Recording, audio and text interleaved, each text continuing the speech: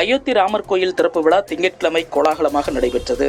முற்பகல் 11:30 மணி அளவில் பிரதமர் நரேந்திர மோடி அயோத்தி ராமர் கோயிலுக்கு வருகை தந்தார். அவருடன் RSS தலைவர் மோகன் பகவத், உத்தரப்பிரதேச ஆளுநர் ஆனந்திபென் பட்டேல், முதல்வர் யோகி ஆதித்யநாத் ஆகியோர் கருவறைக்குள் அழைத்துச் செல்லப்பட்டனர். வண்ண வண்ண மலர்களாலும் கண்களை பறிக்கும் விலை உயர்ந்த நகைகளாலும் குழந்தை ராமர் அலங்கரிக்கப்பட்டு காட்சி தந்தார். இதனைத் தொடர்ந்து குழந்தை ராமர் சிலைக்கு பிராண பிரதிஷ்டை நடந்தது. கோயில் அர்ச்சகர்களின் வழிகாட்டுதலின் கீழ் நால்வரும் பூஜைகளை செய்தனர். கோயில் அர்ச்சகர்கள் வேத மந்திரங்களை முழங்கினர். மேலும் பல்வேறு அர்ச்சனைகளை செய்தனர். குழந்தை ராமருக்கு மலர்கள், பழங்கள் சமர்ப்பிக்கப்பட்டன. பகவான் ராமருக்கு பிரதமர் நரேந்திர மோடி ஆரத்தி காண்பித்தார். இதையடுத்து கருவறையில் அனைவரும் குழந்தை ராமரை தரிசித்து நீண்ட நேரம் பிரார்த்தனையில் ஈடுபட்டனர். அயோத்தி ராமர் கோயில் திறப்பு விழாவில் முன்னாள் பிரதமர் HD தேவகவுடா, உத்தரப்பிரதேச துணை முதல்வர் கேசவ பிரசாத் மௌரியா, RSS மூத்த தலைவர் சுனில் அம்பேத்கர், DRDO தலைவர் டாக்டர் சதீஷ் ரெட்டி, முன்னாள் ஆந்திர முதல்வர் சந்திரபாபு நாயுடு, காங்கிரஸ் தலைவர் ஆச்சாரிய பிரமோத் கிருஷ்ணம் உள்ளிட்டோர் பங்கேற்றனர். அதேபோல் பாபா யோகி ராம்தேவ், தொழிலதிபர்கள் முகேஷ் அம்பானி, அனில் அம்பானி, சுனில் பாரதி மிட்டல், நடிகர்கள் அமிதாப் பச்சன், கங்கனா ரனாவத், ரஜினிகாந்த், விவேக் ஓப்ராய், தனுஷ், ஹேமா மாலினி, மாதுரி தீக்ஷித், ரன்பீர் கபூர், ஆலியா பட், சிரஞ்சீவி, ராம் சரண், அனுபம் கர், இந்தி கவிஞர் குமார் விஸ்வாஸ், பாடகர் சோனு நிகம், முன்னாள் இந்நாள் விளையாட்டு வீரர்களான சச்சின் டெண்டுல்கர், மித்தாலி ராஜ், சாய்னா நேவால், அனில் கும்ப்ளே உள்ளிட்ட ஏராளமான பிரபலங்கள் அயோத்திக்கு வந்திருந்தனர். பல நூற்றாண்டு காத்திருப்புக்கு பின் பகவான் ராமர் வந்துவிட்டார். நாம் காட்டிய பொறுமை, செய்த தியாகம் காரணமாக இறுதியாக ராமர் வந்துவிட்டார். இந்த தருணத்தில் பகவான் ராமரிடம் நான் மன்னிப்பு கோருகிறேன். இந்த பணி சில நூற்றாண்டுகளுக்கு முன்பே நிகழ்ந்திருக்க வேண்டும். நமது முயற்சி, தியாகம், தவத்தில் இருந்த குறைபாடு காரணமாக அது நிகழாமல் போய்விட்டது. தற்போது அனைத்து பணிகளும் நிறைவடைந்து விட்டன.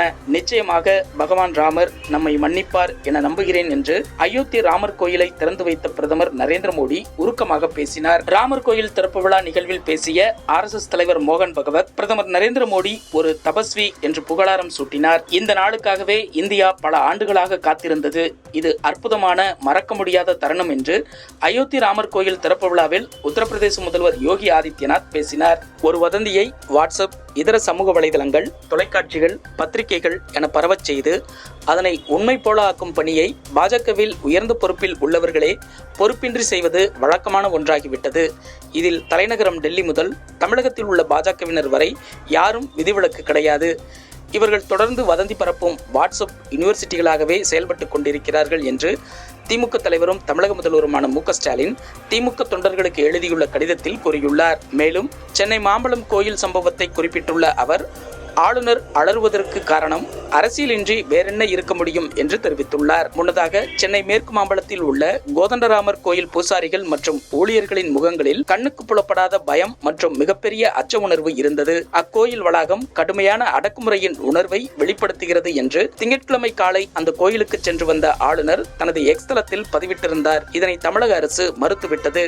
அயோத்தி ராமர் கோயில் கும்பாபிஷேக விழாவை தமிழகத்தில் உள்ள கோயில்களில் நேரடியாக ஒளிபரப்பு செய்ய அனுமதி மறுக்க கூடாது என்று தமிழக அரசுக்கு உச்சநீதிமன்றம் உத்தரவிட்டது. தமிழக பாஜக செயலாளர் வினோத் பி செல்வம் சார்பில் தாக்கல் செய்யப்பட்ட இந்த வழக்கு விசாரணையின் போது அயோத்தி ராமர் கோயில் கும்பாபிஷேக விழாவை நேரலையில் ஒளிபரப்ப தடை ஏதும் விதிக்கப்படவில்லை என்று தமிழக அரசு தரப்பில் தெரிவிக்கப்பட்டது. இதனிடையே ராமர் கோயில் கும்பாபிஷேக நிகழ்ச்சியை தனியார் கோயில்கள் மற்றும் திருமண மண்டபங்களில் நேரலை ஒளிபரப்பு செய்ய போலீசார் அனுமதி தேவையில்லை என தெரிவித்துள்ள சென்னை உயர்நீதிமன்றம், இந்து சமய அறநிலையத்துறையின் கீழ் உள்ள கோயில்களில் தகவல் தெரிவித்த பின் நேரலை செய்யலாம் எனவும் கூறியுள்ளது. சட்டம் ஒழுங்கு காரணங்களை சுட்டிக்காட்டி ராகுல் காந்தியின் யாத்திரைக்கு அசாம் மாவட்ட நிர்வாகம் தடை விதித்துள்ளது காங்கிரஸ் கட்சியினர் மத்தியில் கடும் அதிருப்தியை ஏற்படுத்தியுள்ளது. ஸ்ரீமந்த சங்கரதேவா பிறந்த இடமான படத்ராவா சத்ராவில் சாமி தரிசனம் செய்ய திட்டமிட்டிருந்தார் ராகுல் காந்தி. ஆனால் அந்த கோயிலுக்கு செல்ல அவருக்கு அனுமதி மறுக்கப்பட்டதால் பரபரப்பு ஏற்பட்டது. சிறப்பு சுருக்கமுறை திருத்தத்தின் ஒருங்கிணைக்கப்பட்ட இறுதி வாக்காளர் பட்டியலின்படி தமிழகத்தில் 6,18,90,348 வாக்காளர்கள் உள்ளனர். இதில் ஆண் வாக்காளர்கள் 3,90,96,330 பேர், பெண் வாக்காளர்கள் 3,41,85,5 724 மற்றும் மூன்றாம் பாலினத்தவர் 8294 பேர் பதிவு செய்யப்பட்டுள்ளனர் என்று தமிழக தலைமை தேர்தல் அதிகாரி சத்யபிரதா சாஹூ கூறியுள்ளார். தொடர்ந்து தமிழகம் முழுவதும் மாவட்ட ஆட்சித்தலைவர்கள் திங்கட்கிழமை இறுதி வாக்காளர் பட்டியல்களை வெளியிட்டனர். நாட்டின் மதச்சார்பற்ற தன்மையை மக்கள் மீண்டும் உறுதிப்படுத்த வேண்டும் என்று கேரள முதல்வர் பினராயி விஜயன் வலியுறுத்தியுள்ளார். அயோத்தி ராமர் கோயில் திறப்பு விழா நிறைவுற்றதை அடுத்து அவர் வெளியிட்டுள்ள செய்தியில், மதத்துக்கும் அரசுக்கும் இடையேயான கோடு மிகவும் மெல்லியதாக காணப்படுகிறது. இது கவலை அளிக்கிறது. மதம் வேறு, அரசு வேறு, இரண்டும் தனித்தனியே பிரிக்கப்பட்டிருக்க வேண்டும் என்று நமது நாட்டின் முதல் பிரதமர் ஜவஹர்லால் நேரு வலியுறுத்தியுள்ளார். தற்போதைய போக்கு அவர் அளித்த உறுதிமொழிக்கு எதிரானது என்று கூறியுள்ளார். இங்கிலாந்துக்கு எதிரான 5 டெஸ்ட் போட்டிகள் கொண்ட தொடரின் முதல் 2 டெஸ்ட் போட்டிகளில் விராட் கோலி விளையாட மாட்டார். சொந்த காரணங்களினால் விராட் கோலி முதல் 2 டெஸ்ட் போட்டிகளிலிருந்து விலகியுள்ளார் என்று BCCI தெரிவித்துள்ளது.